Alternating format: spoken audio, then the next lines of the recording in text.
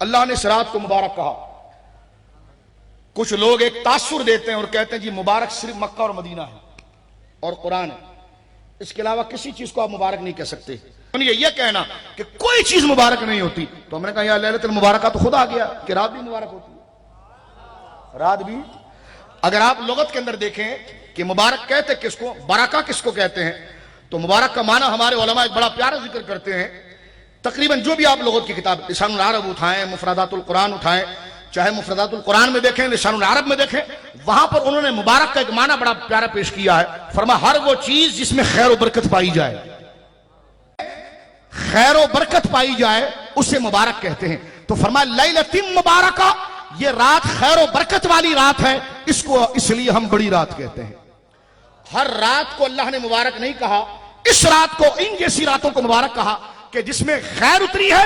اور بڑی پیاری بات ائمہ لغات لکھتے ہیں کہ برکت اس چیز کو کہتے ہیں، ایسی خیر کو کہتے ہیں جو غیر محسوسی طور پر پہنچتی ہے، جو غیر محسوسی طور پر پہنچتی ہے. اگر آج فرشتے اترتے ہوئے آپ کو نظر آتے تو پھر تو سب ماننے لگ جاتے. رب کریم برکت غیر محسوسی طور پر اتارتا ہے اور پھر اس کا اعلان کرتا ہے اور پھر یہ دیکھتا ہے کہ کون اس کے ظاہر کو دیکھ رہا ہے یا کون اس کی نسبت کو دیکھ رہا ہے. کون اس کے، ایک دوست کہنے لگا یہ آپ بڑی رات کرتے ہیں تو کیا رات 8 گھنٹے سے کوئی 15 گھنٹے کی ہو جاتی ہے؟ میں نے کہا معذرت کے ساتھ آپ کے گھر میں کون بڑے ہیں؟ کیا میرے والد ہیں. تو میں نے کہا کیوں 25 فٹ کا قد ہے ان کا؟ کہنے لگا نہیں ایسی بات تو نہیں ہے. میں نے کہا بنگلے کی جو آپ نے جو دیوار پہلی بنائی ہے اور اس میں جو چوکٹ آپ نے لگائی ہے وہ کم سے کم 50 فٹ کی تو لگائی ہوگی، کیونکہ 25 فٹ کے اگر آپ کے دادا ابا ہوئے تو 50 فٹ کا کم سے کم دادا تو ہوگا، اس لیے کہ وہ اس سے بڑا ہے. کہنے لگا یہ آپ کیسی بات کر رہے ہیں؟ میں نے کہا آپ نے کہا تھا کہ رات بڑی ہونے سے مراد کیا 10-15 گھنٹے کی ہو جاتی ہے؟ تو میں نے کہا باپ کے بڑے ہونے سے مراد کیا کہ وہ 15-20-25 فٹ کا ہو جاتا ہے؟ کہ لگا نہیں وہ رتبے میں بڑے ہیں. میں نے کہا حضرت یہ بھی رتبے میں بڑی ہے،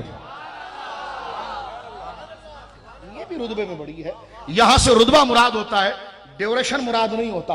اور میں نے پہلے کہا برکت اس کو کہا اس لیے گیا ہے. برکت کے بارے میں مفسرین نے اسی بات کو لکھا کہ خیر الہی چونکہ غیر محسوس طریقے پر صادر ہوتی ہے، اور فرمایا اس لیے اس چیز کو جس میں غیر محسوس طریقے سے خیر اترتی ہے اس کو مبارک کہا جاتا ہے. اور پھر اللہ رب العالمین ایسے دل پیدا کرتا ہے جو غیر محسوس برکتوں کو ان کی نسبتوں سے پہچان لیتے ہیں اور پھر وہ ان کے ظاہر کو نہیں دیکھتے، ان کی نسبتوں کو دیکھا کرتے ہیں. اور ایک بات میں یہاں پر عرض کروں آپ کے سامنے، برکت کو اللہ رب العالمین جل مجدہ نے، اصل چیز کیا ہے؟ رب کریم کی معرفت، اللہ کی پہچان، اللہ کا تعارف. یہ اگر کسی رات میں ہو تو رات برکت والی، یہ اگر کلام میں ہو تو کلام برکت والا، یہ اگر کسی ذات میں ہو تو ذات برکت والی، یہ کسی جگہ میں ہو تو جگہ برکت والی.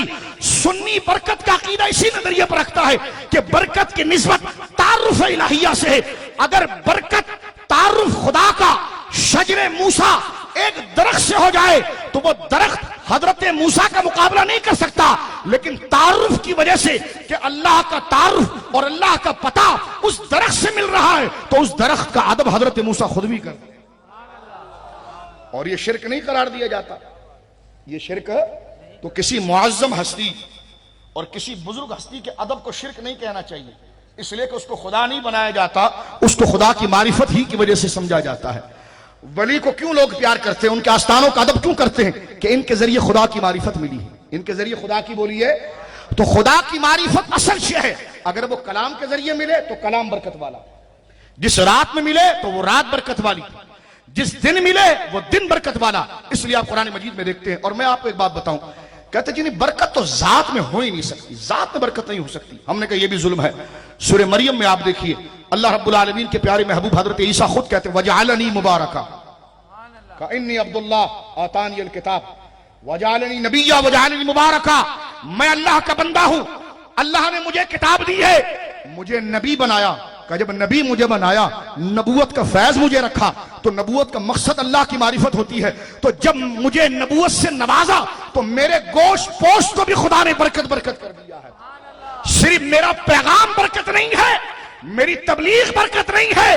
وجعلنی مبارکا، میں سر کے پاؤں سے، سر کے بال سے لے کر پاؤں کی ایڑی تک برکت بن گیا ہوں. کیوں؟ اس لیے کہ میری تعلیم برکت والی ہے، تو جس کے ذریعے خدا کی معرفت ملی وہ بھی برکت والا ہو گیا.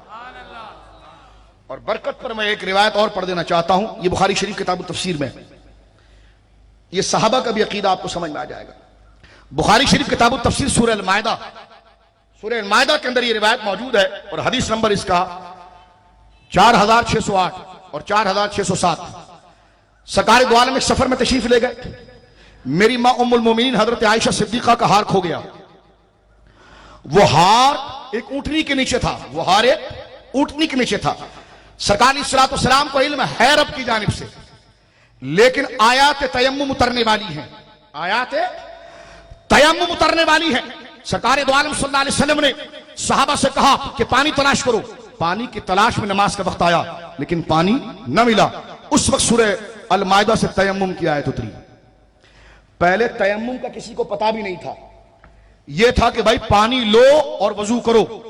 اب یہ پہلی دفعہ ہوا کہ جناب پانی مل نہیں رہا، ڈھونڈ ڈھونڈ کے تھک گئے، سفر کر کر کے تھک گئے، اب نماز تو پڑھنی، نماز جائے گی تو گناہ ہوگا، اب کوئی نرمی کیسے ہوگی؟ تو وہ نرمی میری ماں سیدہ عائشہ کے اس واقعے سے ہوگی، اور وہ آیت تیمم کی اتر گئی کہ چلو ٹھیک ہے تمہیں پانی نہیں ملا تو پھر پاک مٹی سے تم تیمم کرو، ایک ضرب اپنے چہرے کے لیے لگاؤ، ایک ضرب اپنے ہاتھ کے لیے لگاؤ۔ تو جو قدر والے لوگ ہوتے ہیں، جو اللہ کی عبادت کی قدر جانتے ہیں، ان میں حضرت اسید بن خدیر وہ آگے آئے اور حضرت ابو بکر کے ہاتھ کو پکڑ کے کہنے لگے واہ ابو بکر، واہ ابو بکر، اگر یہ آیت نہ اترتی تو پھر ہماری نمازوں کا کیا ہوتا؟ پانی کے لیے ہم کیا کرتے، کتنی مشقت تھی، اور تمہارے گھر والوں کے صدقے اللہ رب العالمین نے یہ آیت اتار دی ہے۔ تو جو جملہ سرکار کے سامنے حضرت اسید بن خدیر نے کہا وہ یہ تھا، پہلے تو انہوں نے یہ ارشاد فرمایا کہ لقد بارک اللہ للناس فیکم یا آل ابی بکر، کہ یہ تحقیق اللہ رب العالمین نے برکت عطا فرمائی ہے تمہاری وجہ سے اے ابو بکر کی اولادوں۔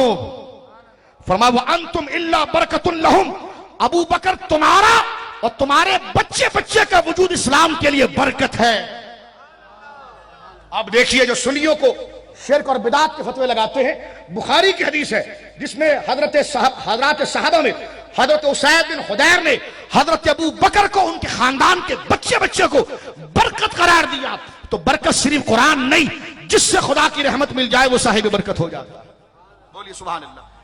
اور اس میں ایک اور جملہ اس سے پہلی والی حدیث میں بڑا عجیب ہے۔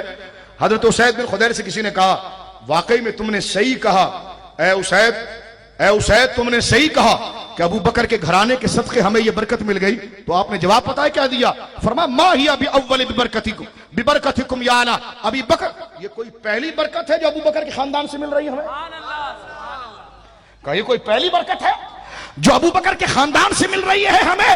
فرمایا یہ خاندان جب سے اسلام سے جڑا ہے ان کا وجود نفس جو ہے وہ اسلام کے لیے برکت ہے، برکت ہے، برکت ہے۔ فرمایا انا انزلناہ فی لیلۃ مبارکہ، ہم نے اسے برکت والی رات میں اتارا۔